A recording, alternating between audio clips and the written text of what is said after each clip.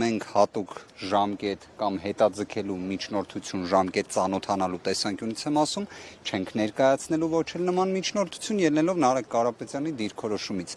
Թե ինչին է վերաբերում հիմա կոնկրետ կդժվարանամ ասել, պարզապես ինչպես նախկինում էի նշել, օբյեկտիվ իրականության հետ, ողջամտության, իրավունքի, օրենքի հետ զերո առնչություն ունեցող երևույթի հետ գործ ունենք։ Այսօր նախագահը պարզաբանեց, թե ինչու են իրենք գնում միջնորդությունը, պարզվում է մինչև օգոստոսի 2-ը լիազորությունները չի ստանձնել, դա է պատճառը։ Եվ որպես ընտրված պատգամավոր ասում է, որ հարցի քննությունը դեռ իրենց տիրույթում է։ Մինչև լիազորությունները չստանձնեն։ Ես բոլոր դեպքերում շատ խնդրելու եմ, որ այսօրվա նիստը ԿՀ-ի լինի դռնբացության կարգով քննվող, նշված տվյալը ասեմ կամ կարծիքը ասեմ, իրականության կրկին իրավական իրականության հետ ունի զերո առնչություն։ Հիմնավորեմ ինչով։ Սահմանադրական դատարանը, երբ իր որոշումը կայացրել էր 2021 թվականի դեկտեմբեր ամսին, հստակ արձանագրել էր, որ падգամավորի կարգավիճակ ձեռք բերելու պահից սկսած անձը չի կարող լինել անազատության մեջ։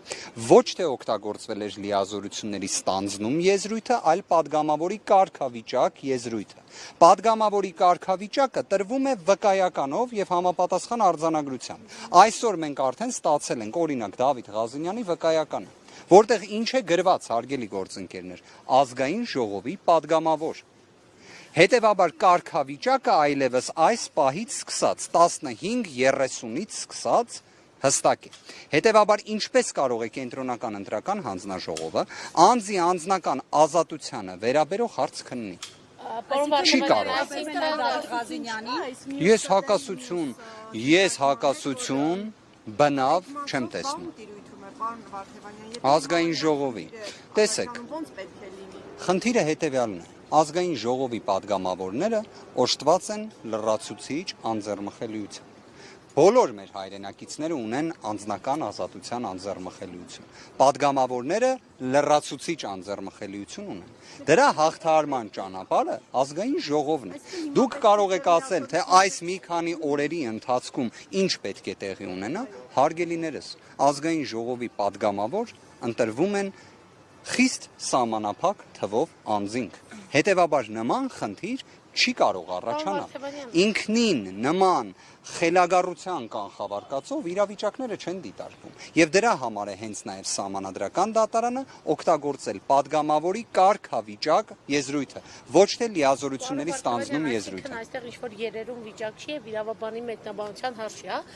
Այստեղ դուք պարզապես բախվում եք կենտրոնական ընտրական հանձնաժողովի մեկնաբանման տիրույթին։ 2021 թվականին, երբ կենտրոնական ընտրական հանձնաժողովին ներկայացվել էր միջնորդություն Իշխան Զաքարյանին անձեռմխելիությունից զրկելու վերաբերյալ, դեռևս վերջինս ազգային ժողովի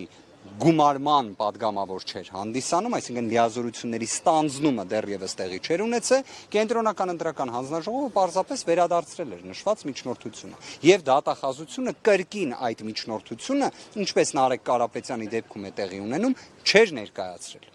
Պատկերացրեցիք տարբերությունը։ Դատարանի նոր դիտարկման է հողմանում Վահագն Բակումյանը։ Ես չեմ պատկերացնում ինչին պետք է հղում կատարի, անկեղծորեն եմ ասում։ Եթե պետք է կատարի հղում 2022 թվականի սահմանադրական դատարանի որոշմանը, ապա այնտեղ եւս հստակ խոսվում է падգամավորի թեկնածուների մասին։ Իսկ իրենք որպես կենտրոնական ընտրական հանձնաժողով արդեն падգամավորի թեկնածուի կարգավիճակի պայմաններում վերադարձրել են համապատասխան միջնորդությունը։ Պարոն Վարդեվանյանի դեպքում ինչու են, եթե ելնենք նրանից, որ ձեր պնդումն է, այստեղ բան ճիշտ է, ինչու են շտապում ձեր գնահատմամբ, այսինքն կարող էին 10 օր հետո նույնը անել խորհրդարանում, ինչն է։ Այդ հարցը պետք է ուղղեք իրապես դատախազությանը։ Իմ գնահատմամբ հնարավոր է նաև նույն դատախազության ներսում իրենք չեն կարողանում ունենալ միասնական դիրքորոշում։ Որովհետև ի դեպ ազգային ժողով համապատասխան միջնորդությամբ հանդես է գալիս հենց գլխավոր դատախազը։ Այսօր կենտրոնական ընտրական հանձնաժողովում չի լինելու գլխավոր դատախազը։ Պարոն Վարդեվանյան, եթե անձնավորությունից Նարեկ Կարապետյանին զրկեն ու ենթադրաբար, հա, կալանքի տանեն դատարանում, դատախազությունը ինչ է ներկայացնելու, ձեր ասելով, եթե իրավունք չուներ ԿՀ-ն։ Ես ուզում եմ իսկապես պատկերացնել այն իրավիճակը, երբ դատարանում Իհարկե, հիմա նաև հենց կենտրոնական ընտրական հանձնաժողովում եւս սահմանադրական դատարանի համապատասխան որոշման նշված դրույթը հստակ մեջբերելու եմ եւ նաև խնդրելու եմ, որ Նարեկ Կարապետյանի ազգային ժողովի падգամավորի վկայականը ուշադրությամբ ուսումնասիրի դատախազության ներկայացուցիչը։ Այդ պայմաններում ինչպես պետք է պնդում կատարեն անձի ազատության, իրավունքի սահմանափակման, երբ կրկին եմ ասում, սահմանադրական դատարանի որոշումը սևը սպիտակի առանց իդեպ նույնիսկ իրավական գիտելիքների նշված պարզությամբ գրված է,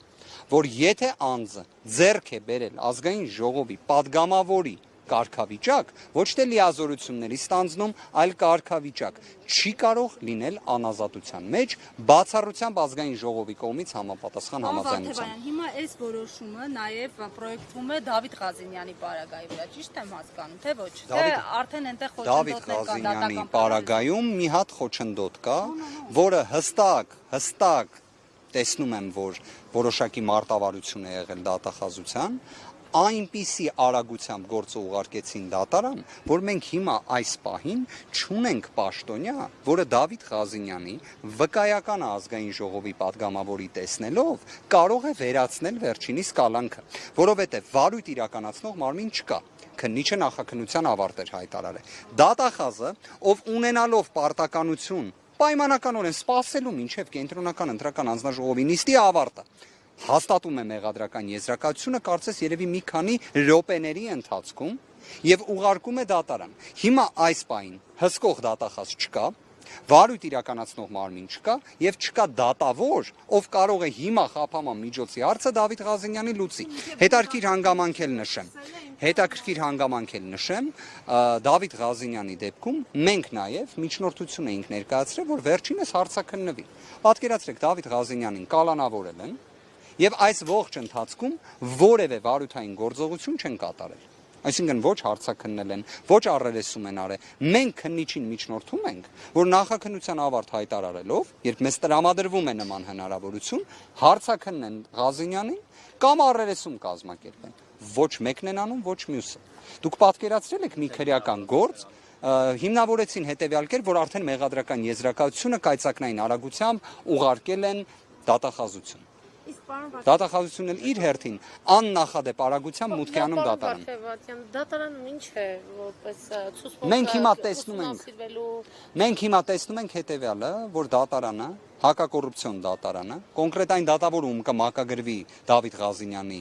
վերաբերող քրեական վարույթը, անհապաղ պետք է նիստ նշանակի եւ նշված նիստի շրջանակներում խափաման միջոցի հարցը լուծվի։ Այս քաղաքական process-ների պարագայում դա իրական համարում եք։ Ես նույնիսկ եկեք հետեւյալը ասեմ, ուղղակի մի քանի տվյալներ բոլոր դեպքերում չեմ ուզում նաեւ բացահայտել, բայց կարող եմ ասել, որ նույնիսկ այս աբսուրդի պայմաններում օգոստոսի 2-ը բոլորի պատկերացրած վերջնաժամկետն է։ Դրանից լրացուցիչ չասեմ։